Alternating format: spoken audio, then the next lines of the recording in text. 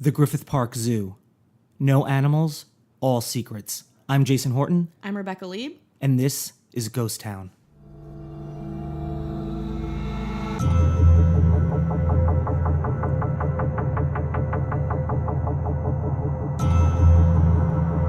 Do you like zoos? Are you a fan? You know, I used to, when I was younger, I would go to, I remember going with I don't know if it was my dad or went to the Bronx Zoo in New York. Yeah, so Bronx Zoo was the big zoo for me.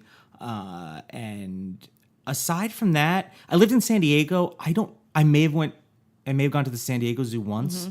I went to the LA Zoo because I actually went back to community college just to kind of take a break from like everything to just like use my brain in a different way. And it was an anthropology class. So went to the zoo.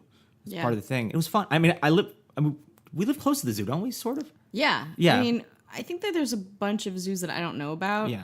Aside from the one we'll talk about today, which isn't a zoo anymore. But the LA Zoo, the zoo that's up and running in Los Angeles, that's relatively close to here, right? I thought that was in Santa Monica. Is that the Santa Monica? No. Are you thinking the beginning of Three's Company when they're at the Santa Monica? I don't no, know. there's the L. I think the LA Zoo. Where is it? I think it's really close to us, like maybe because there's like Zoo Drive, or is that?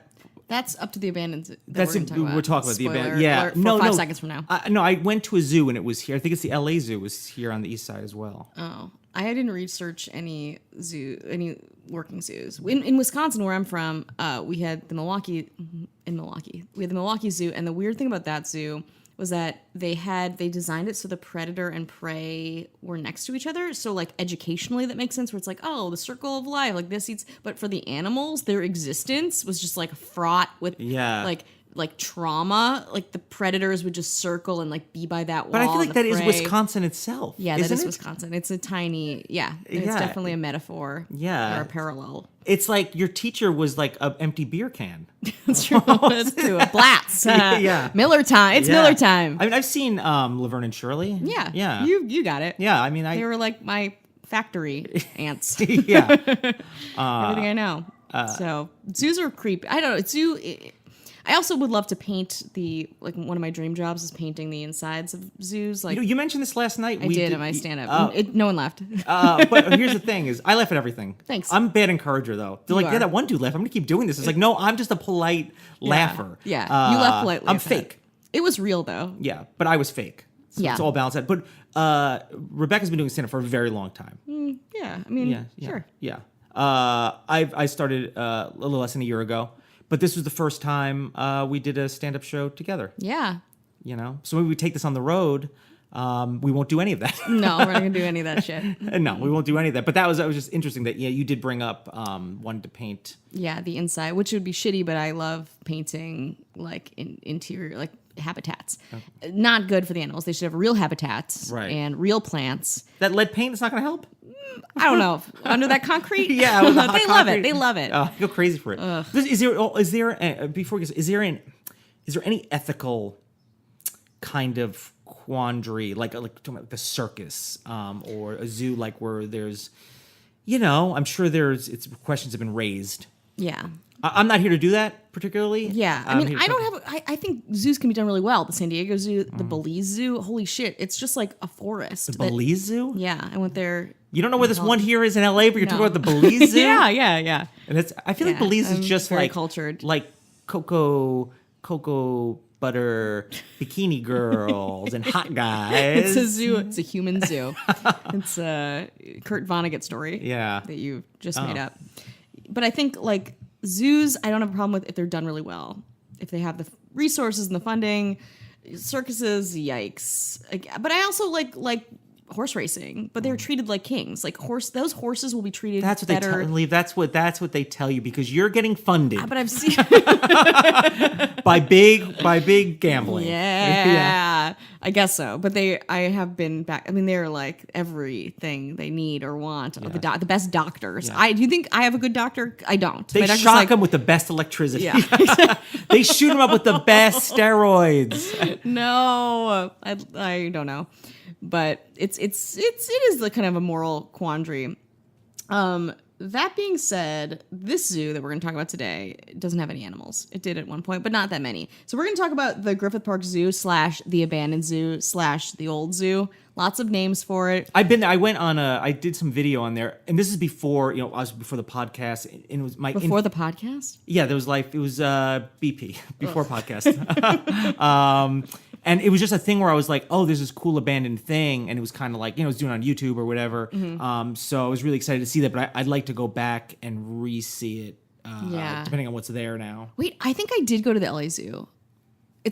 I recall going to a zoo by. Anyone cares? No, I'm gonna keep going. Yeah. I think I got really high with a friend who was in town, and we went to the zoo, and I got very sad. So I hope it's not the same zoo. Whatever. I digress. Yeah, people film a lot of stuff there. Yeah. It's ruinous. It's really like Griffith Park is huge. It's one of the biggest parks that is of the state. It's the largest landmass park owned by a city. That's the statistic. The observatory is up there, and you've seen, right? That's where the observatory is, up at the top. And if you've seen Rebel Without a Cause and many La La Land. Absolutely. There's lots of movies that are filmed all over this park. Yeah. So that's kind of the park's legacy, aside from like teenage trespassers and or you going there and you find the severed hand. Whatever you feel, or me going there and having a picnic. First date? Yeah. Anyone? Got it. We also were at a show last night, and some guy talked about this like really nice first date, and I'm like, what's that like? Yeah. Were you like, Joy. Yeah. Were you like, oh? I was like, why? Yeah. Why don't you brought a picnic to a first date? Yeah. At this like cool place? Yeah. I'm lucky if someone buys me a beer at the local dive bar during happy hour. Yeah, but first you have to watch like 2 hours of their hours of stand up first for an open mic or an improv show. Exactly, you have to learn about that. They like to talk about the newest movie that they like to talk about Movie Pass a lot. Oh yeah, single dudes. Yeah, they live in Palms. They like to talk about Movie Pass. Convenient. That's it. Exactly, convenient to me. Absolutely. Anyway, the Griffith Park Zoo opened in 1912 with a total of 15 animals. The new zoo, though, was built on Griffith J. Griffith's defunct Ostrich Farm. So we have to kind of backtrack before we get back to the zoo. First of all, ostrich farms were like all the rage back in the like late 1800s, early 1900s. People thought that ostriches were the future. They thought that you could eat their meat, you could ride them. They would have ostrich saddles. They'd have wagons. We'll put a picture on the Instagram. I'm the Facebook. They thought they were like this miracle animal that you could like raise and breed, and they would be everything. The feathers were used for like. Are they indigenous to LA? Fuck no. Okay, so they brought them in. Yeah. And you'll see there's kind of a motif of old white men bringing in exotic animals and then failing at raising them. Anyway, Colonel Griffith J. Griffith, as he would like to be called, he was not a colonel. He was like this tiny, crazy dude. Is there a statue of him at the? No. There's no statue of him there? There's a bear.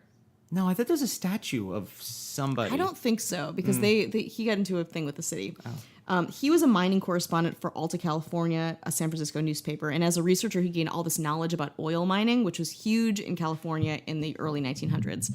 So he got all this knowledge and kind of became an expert, paired with a lot of oil syndicates, and got this gigantic fortune. So in 1882, he bought the Rancho Los Feliz Mexican land, 4,000 acres from the Rancho Los Feliz Mexican land grant. He had big dreams for the land. In 1885, he opened this new ostrich farm on the banks of the Los Angeles River, the beautiful LA River, in what's now Griffith Park. And they built a railway to transport all the ostriches through across the river and into the park. So is that the train tracks that are there now? Is that part of that? Okay. Yes. So you can even see all of this there. It's pretty phenomenal. So he wanted to take ostriches from downtown LA to this park, grow them, create this ostrich empire. It's like Jurassic Park, but just ostriches. Exactly. It pretty much is. And even at the time, the whole thing, like, people covered it, like the Chicago Tribune and New York Times, and they were like, what is happening over there in Los Angeles? They're like, I don't know about you guys. But he tried to do that, and it was kind of like this creepy amusement park too. Like, you could pet them and ride them and take them in wagons and eat them, like eat their meat of the ostriches that live there.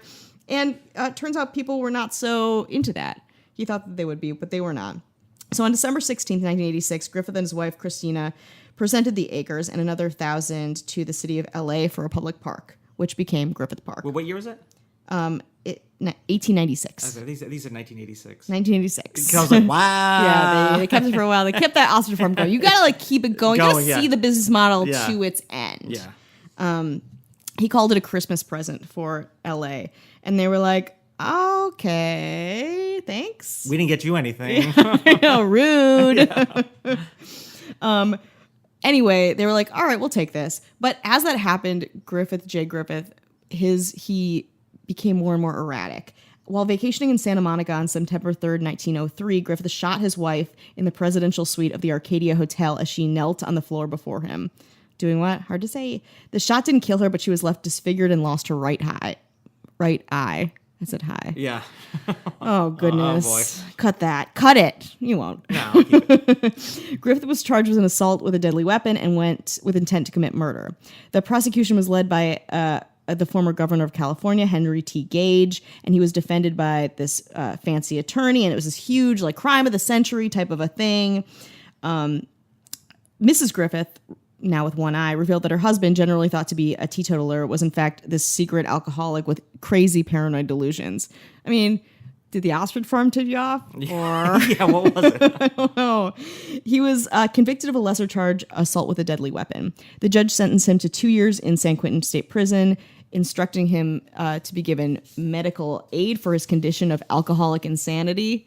And he did. And he was in prison. She got a divorce, and she was awarded custody of their probably very confused and terrified 16-year-old son, Vandel. And basically, he would pay for his son's education to Stanford. He would pay for all of his wife's things. And he was released from prison in 1906 after serving 2 years.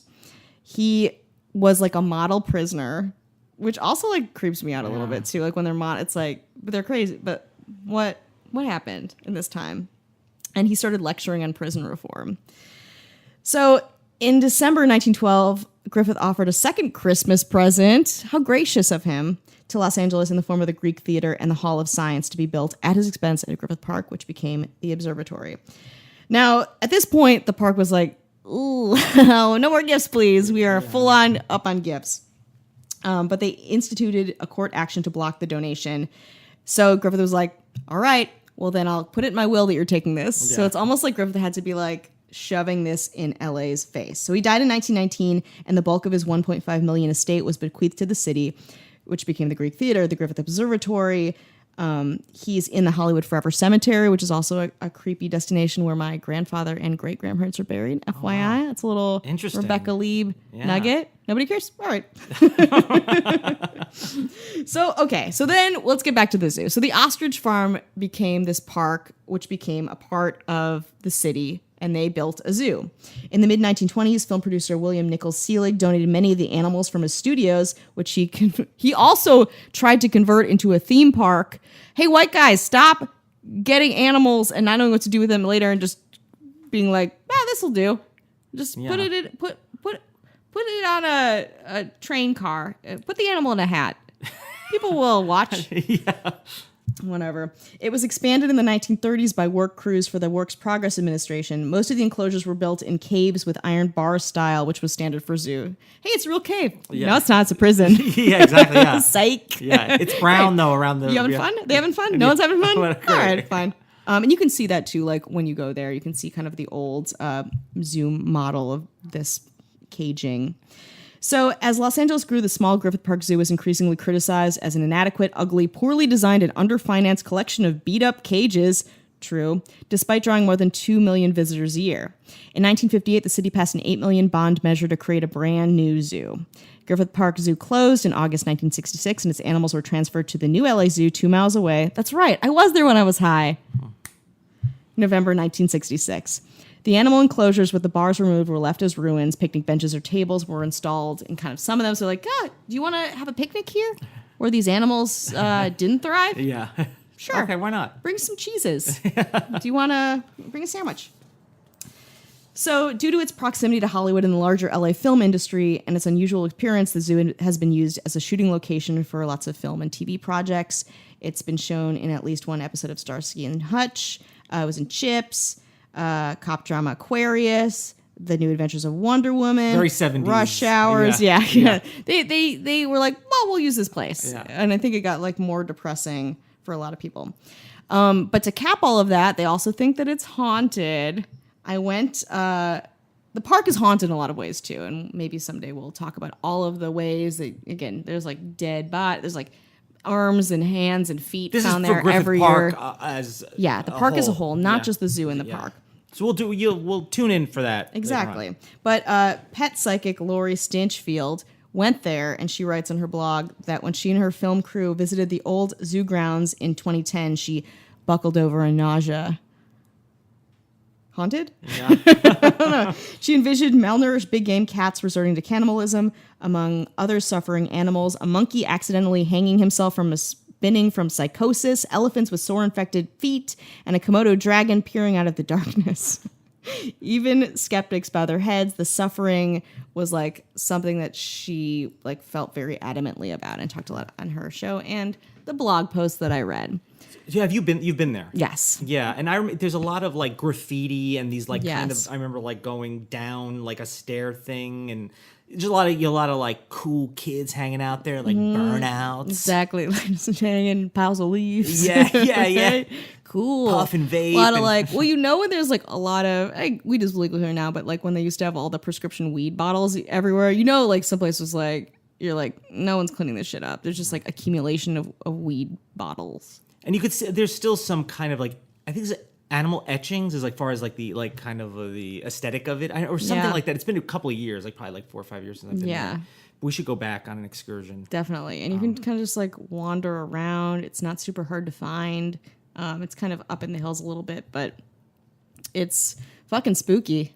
Now there's a carousel there. What is that part of? Do you know that somebody told me there's a carousel? This is a separate excursion. There's a carousel there in Griffith Park that somebody said that like maybe Walt Disney saw. I don't know if there's a thing like Walt Disney saw that and gave him inspiration for the ride at Disneyland. Like the carousel at Disneyland. Maybe this might be a Griffith Park as a whole type thing, but I didn't know if Gotcha. that carousel had anything to do. But I don't think it had anything to do with the zoo. Yeah, I mean, I think that they also do the haunted hay rides really close to the park, the abandoned zoo. So that might be something that they put in and like just didn't deinstall. Yeah. Something like that. But the haunted hay rides are pretty fun. Also can be lame depending on what year it is. Yeah. Sometimes they go all out. Sometimes they don't. Are we plugging? Do we get sponsored by the haunted hayride? No, of course They don't not. need us. Why do they need us? Why are we even talking? During Halloween, people are like, "This is the only thing to do. We don't need." Yeah, You know what I it's mean? the only thing on the like east side to do. Yeah. And it makes a lot of traffic. Yeah, it's especially if you're like a teenager who like likes cotton candy. Yeah. And Making not being out. around your parents. Yeah. Yeah. You go on the haunted hayride. Or us. Yeah, I I went like- on a date. There- Should I talk about a date every episode? Yeah.